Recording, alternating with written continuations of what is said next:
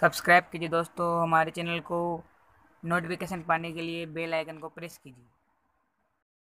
बच्चों, online class में आपका स्वागत है। देखो, हम 8th क्लास का दूसरा लेसन पढ़ रहे थे, लाख की चूड़ियाँ, है ना।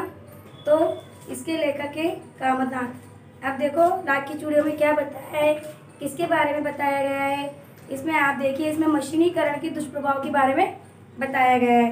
देखिए आप, लाख की चूड़ियाँ कहानी के लेखक कामतनाथ हैं। इस कहानी में मशीन के बदलते प्रयोग के दुष्प्रभाव के बारे में बताया गया है। लेखक को उसके मामा के गांव में बदलू सबसे अच्छा लगता था। वह लाख की चूड़ियाँ बनाता था, जिन्हें गांव व आसपास की औरतें खरीदकर पहना करती थी। मशीन के बढ़ते प्रयोग के कारण जहाँ ग्रामीण औरतें कांच की चूड़ियाँ पहनने लगी थी, वहीं बदलू का लाख की चूड़ियाँ बनाने का कुटीर उद्योग यानी छोटा धंधा है ना, तो वह बंद हो गया था और वह बेरोजगार हो गया था। इसी कहानी में मशीन के युग का शिकार हुए इस बदलू की पीड़ा का मानविक वर्णन किया गया है। तो हम इसी लेसन को आज आगे पढ़ते हैं। देखिए आप, लाख की चूड़ियाँ। सारे गांव में बदलू सबसे अच्छा आदमी था, क्योंकि वह मुझे सुंदर सुंदर लाख की गोलियां बनाकर देता था। मुझे अपने मामा के गांव जाने का सबसे बड़ा चाव यही था कि जब मैं वहां से लौटता था तो मेरे पास ढेर सारी गोलियां होती, रंग बिरंगी गोलियां जो किसी भी बच्चे का मन मोह लेती थी। मतलब मुझे सबसे बड़े, मेरे मामा के गांव में सबसे बढ़िया आदमी ये बदलू काका लगते थे, क्योंकि वह मुझे सुंदर सुंदर लाख की गोलियां देते थे। और वह सुंदर सुंदर लाख की गोलियां, रंग बिरंगी गोलियां सही बच्चों के मन को भाती थी, मोह लेती थी। वैसे तो मेरे मामा के गांव का होने के कारण मुझे बदलू को बदलू मामा कहना चाहिए था, परंतु मैं उसे बदलू मामा ना कहकर बदलू काका कहा करता था, जैसे कि गांव के सभी बच्चे उसे कहा करते थे। बदलू का मकान कुछ ऊंचे पर बना हुआ था। मकान के सामने बड़ा सा सहन था, जिसमें एक पुराना नीम का वृक्ष लगा था। उसी के नीचे बैठकर बदलू अपना काम किया करता था। बगल में भट्टी दहकती रहती, जिसमें वो लाख पिघलाया करता। सामने एक लकड़ी की चौखट पड़ी रहती, जिस पर लाख मुलायम होने पर वह उसे सलाख के समान पतला करके चूड़ी का आकार देता। मतलब एक सलाख, एक छड़ थी उसके पास, जिसमें उसको चूड़ियों को पहनाकर उसका गोल आकार दिया करता था, उसको चिकना बना देता था। पास में ही 4-6 विभिन्न आकार की बेलनानुमा मुंगेरियां रहती थी, जो आगे से पतली और पीछे से मोटी होती थी। लाख की चूड़ियों का आकार देकर वह उन्हें मुंगेरियों पर चढ़ाकर गोल और चिकना बनाता था। तब एक एक कर पूरे हाथ की चूड़ियाँ बना चुकने के पश्चात वह उन्हें रंग देता था। वह एक एक कर सभी चूड़ियों को बनाकर फिर उनको रंग कर देता था। बदलू यह कार्य सदा ही एक मचिया पर बैठकर किया करता था, जो बहुत ही पुरानी थी। बगल में ही उसका हुक्का रखा रहता था, वह बीच बीच में हुक्का पीता रहता था। गांव में मेरा दोपहर का समय अधिकतर बदलू के पास ही बीतता था। वह मुझे लल्ला कहा करता था और मेरे पहुंचते ही वह मेरे लिए तुरंत मच्छियाँ मंगा देता। मैं घंटों बैठकर इस प्रकार की चूड़ियाँ बनाते हुए देखता। मैं उसके पास बैठ जाता था और वह घंटों तक चूड़ियाँ बनाते हुए मैं उसको देखता ही रहता था। लगभग रोज ही वह 4-6 जोड़ी चूड़ियाँ बनाता था। पूरे जोड़ा बना लेने पर वह उसे बेलन पर चढ़ाकर कुछ क्षण चुपचाप उसे देखता रहता, मानो वह बेलन ना होकर किसी नववधू की कलाई हो। बदलू मनिहारी था, मतलब चूड़ियाँ बनाने वाला, चूड़ियाँ बेचने वाला। चूड़ियाँ बनाना उसका पैतृक पेशा था, पैतृक माने उसका पूर्वजों का पेशा था। और वास्तव में वह बहुत ही सुंदर चूड़ियाँ बनाता था। उसकी बनाई हुई चूड़ियों की खपत भी बहुत थी। उस गांव में तो सभी स्त्रियां उसकी बनाई हुई चूड़ियाँ ही पहनती थी। आसपास के गांव के लोग भी उसे चूड़ियाँ ले जाते, परंतु वह कभी भी चूड़ियों को पैसों में ना बेचता था। उसका अभी तक वस्तु विनिमय का तरीका था कि लोग अनाज के बदले उसे चूड़ियाँ ले जाते थे, परंतु स्वभाव से बहुत ही सीधा था। मैंने कभी भी उसे किसी से झगड़ते हुए नहीं देखा था। पकड़ जाता था जीवन भर चाहे कोई उसे मुफ्त चूड़ियाँ ले जाए, परंतु विवाह के अवसर पर तो वह सारी कसर निकाल लेता था। आखिर सुहाग के जोड़े का महत्व ही होता है। मुझे याद है, मेरे मामा के यहाँ किसी लड़की के विवाह पर जरा सी को किसी बात पर बिगड़ गया था और फिर उसको मनाने के में लोहे लग गए थे। विवाह में इसी जोड़े का मूल्य इतना बढ़ जाता है था कि उसके लिए उसकी घरवाली को सारे वस्त्र मिलते, ढेरों अनाज मिलता, उसको अपने लिए पगड़ी मिलती और रुपए भी अलग से मिलते। यही संसार में बदलू को किसी बात से चिढ़ती कि वह कांच की चूड़ियों से, यदि किसी भी स्त्री के हाथों में उसे कांच की चूड़ियां दिख जाती तो वह अंदर ही अंदर फूट उठता और तभी कभी कभी दो चार बातें भी उनको सुना देता था। मुझसे तो वह घंटों बातें किया करता था, कभी मेरी पढ़ाई के बारे में पूछता, कभी मेरे घर के बारे में और कभी यूं ही शहर के जीवन के बारे में पूछता।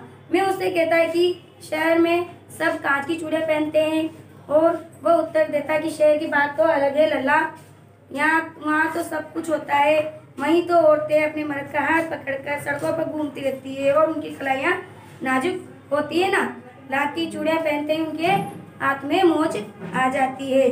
कभी कभी बदलू मेरी खांसी खातिर भी करता था। जिन दिनों में उनकी गाय दूध देती थी वह मेरे लिए हमेशा मलाई बचा कर रखता था और आम की फसल में तो वह मेरे लिए हमेशा आम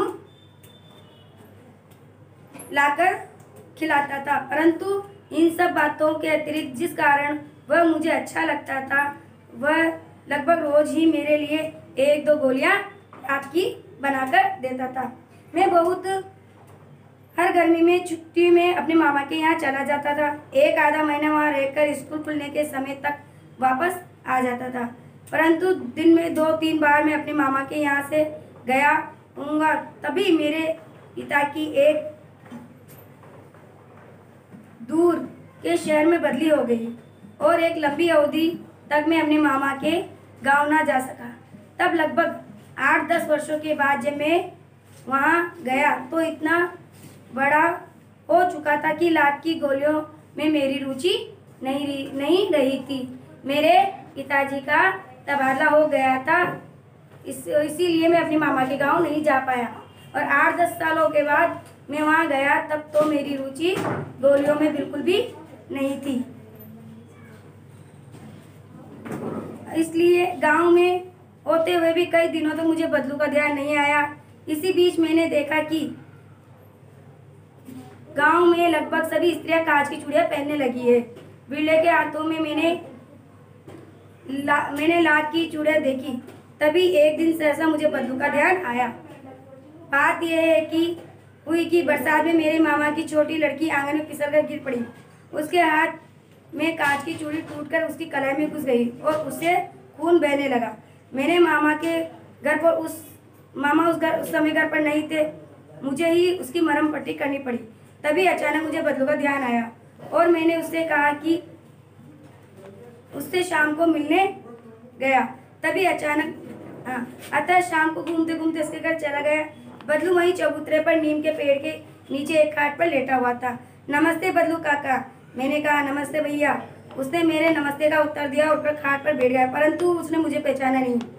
देर तक वो मेरी ओर देखता रहा।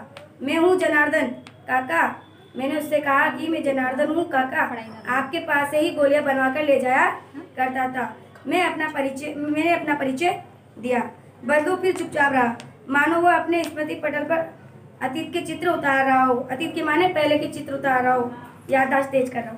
तब वह एकदम बोल पड़ा, आओ आओ लल्ला बैठो, वह बहुत दिनों में गांव आए हो? हाँ, इधर आना नहीं हो सका काका, मैंने चारपाई पर बैठते हुए उत्तर दिया। कुछ देर बाद फिर शांति रही। मैंने इधर उधर दृष्टि दौड़ाई, यानी मैंने इधर उधर देखा।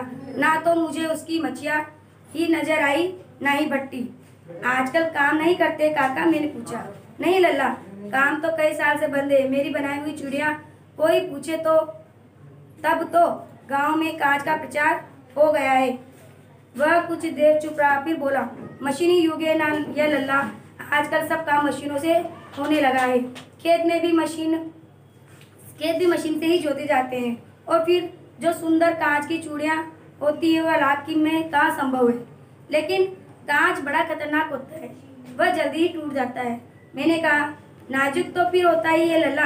कहते कहते उसे खांसी आ गई और वह देर तक खांसता रहा। मुझे लगा उसे दमा है। अवस्था के साथ साथ उसका शरीर भी ढीला पड़ चुका था, यानी कमजोर पड़ चुका था। उसके हाथों पर, उसके माथों पर नसें उभर आई थी। जाने कैसे उसने मेरी शंका भाप ली और बोला, दमा नहीं है मुझे, असली खांसी है। यही 2 महीने से आ रही है। 10-15 दिन में ठीक हो जाएगी। मैं चुप रहा। मुझे लगा उसके अंदर कोई बहुत बड़ी व्यथा छुपी है।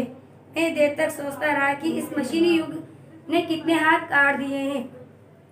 कुछ देर फिर शांति रही और मुझे अच्छी नहीं लगी। आम की फसल अब कैसी है काका? कुछ देर पश्चात मैंने विषय बदलते हुए पूछा।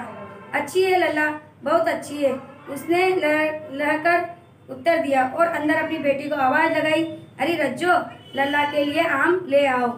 फिर मैंने मेरी ओर मुखातिब होकर बोला, माफ करना लल्ला, मैं आम खिलाना भूल गया।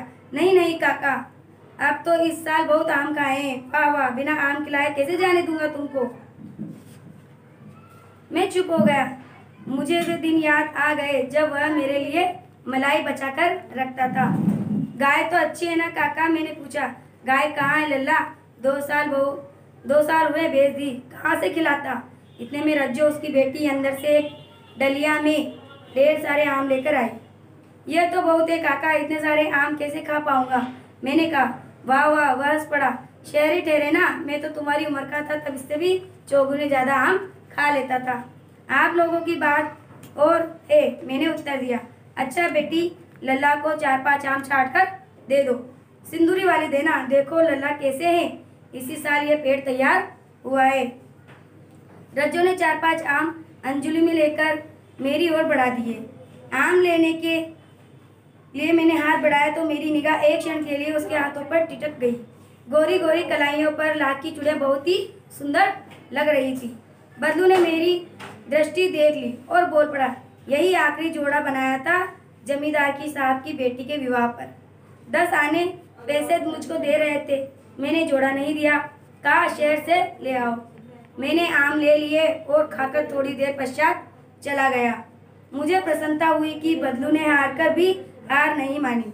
उसका व्यक्तित्व कांच की चूड़ियों जैसा ना था कि वह आसानी से टूट जाए। यह मशीनीकरण का दुष्प्रभाव है कि इसमें बदलू काका के मार्मिक चित्रण का वर्णन किया गया है। देखो बच्चों, आपका ये दूसरा लेसन लाख की चूड़ियां जो अब खत्म हो चुका है, आपको उसके प्रश्न उत्तर करने हैं। ठीक है, तो आप लोग इसमें से प्रश्न उत्तर कर लेना। ठीक है, नहीं फिर नहीं आता है तो क्या मोबाइल पे भेज देना।